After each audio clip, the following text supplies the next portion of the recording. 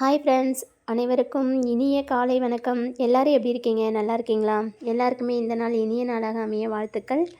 இன்றைக்கி காலையில் எப்பொழுதும் போல் நேரமே எந்திரிச்சாச்சு. எந்திரிச்சிட்டு வாசல் பெருக்கி கோலம் போடலான்னு சொல்லி வேலையெல்லாம் ஆரம்பிச்சிட்டேன். ஆனால் இன்றைக்கி கொஞ்சம் லேட்டு தாங்க. எப்போவுமே 3:45க்கு எந்திரிப்பேன். இன்றைக்கி 4:30க்கு மேலே ஆயிடுச்சு. அதுக்கப்புறம் அவசரமாக குளிச்சுட்டு வாசல்லாம் பெருக்கிட்டு அதுக்கப்புறம் இந்த அரிசி மாவில் போடுறதுனால ரொம்ப டார்க்காக பிடிச்சிக்குது. அதனால் கொஞ்சம் துடைப்பம் போட்டு தேய்ச்சி கழுவுனா தான் கொஞ்சம் கரெக்டாக இருக்குது. அதுக்கப்புறம் அதெல்லாம் பெருக்கிட்டு தண்ணி அடிச்சுட்டு அதுக்கப்புறம் கோலம் போட ஆரம்பிச்சிட்டேன். இந்த டைமில் எந்திரிச்சு நம்ம வேலை செஞ்சு கோலம் போட்டு சாமி கும்பிடும்போது ரொம்பவே பாசிட்டிவ் வைப்ரேஷன் இருக்குங்க. முடிஞ்சவங்க ட்ரை பண்ணி பாருங்கள். எல்லாருனாலையும் முடியாது, ஆனால் நமக்கு போக போக பழகிடும். செஞ்சுக்கிட்டே இருந்தோம் அப்படின்னா நமக்கு பழகிடும். அந்த காலையில் 5 மணிக்குள்ளே நம்ம விளக்கேற்றி சாமி கும்பிடும்போது நிறைய பாசிட்டிவாக நடக்கக்கூடியதை நம்ம கண் முன்னாடி பார்க்கலாம். அது மாதிரி தான் எனக்கும் நடந்துட்டுருக்கு. அதனால தான் நான் தொடர்ந்து என்னால் எப்போ முடியுதோ அப்போல்லாம் நான் செஞ்சுக்கிட்டு தான் இருக்கேன். முடியாத அன்னைக்கு விட்டுருவேன். எப்போல்லாம் முடியுதோ அப்போல்லாம் நான் செஞ்சுருவேங்க. முடிஞ்ச அளவுக்கு காலையில் விளக்கேற்றுறது, ஈவினிங் விளக்கேற்றுறத கண்டினியூ பண்ணிக்கோங்க. அது நமக்கு ரொம்ப நல்லது.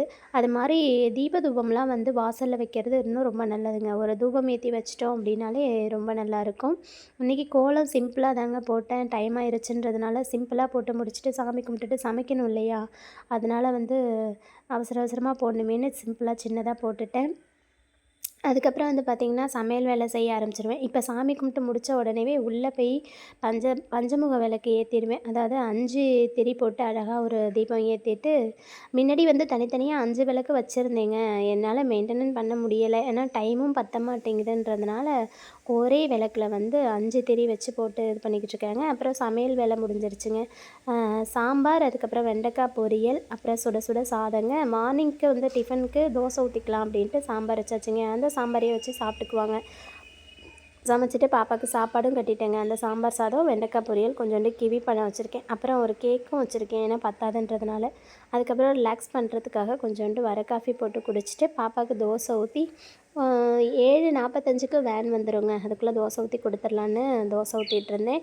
கிளைமேட் பார்த்திங்கன்னா மூடு பனி மாதிரி இருந்துச்சுங்க. பில்டிங்கு தெரியாத அளவுக்கு மூடு பனியாக இருந்துச்சு. இத்தனை நாளாக அப்படி இல்லை, இன்றைக்கி தான் அப்படி இருந்துச்சு. என்னன்னு தெரியல, ரொம்ப ஒரு மாதிரி குளிராகவும் இருந்துச்சு. அதுக்கப்புறம் பாப்பாவுக்கு தோசை ஊற்றி முடிச்சாச்சுங்க. அவங்க சாம்பார் வச்சு அழகாக சாப்பிட்டுட்டு கிளம்பிட்டாங்க. சாம்பார் பிடிச்சிருக்கு அப்படின்னாங்க. வீடியோ பிடிச்சிருந்தால் லைக் பண்ணுங்கள், ஷேர் பண்ணுங்கள். சேனலை மறக்காமல் சப்ஸ்கிரைப் பண்ணுங்கள். பாய்.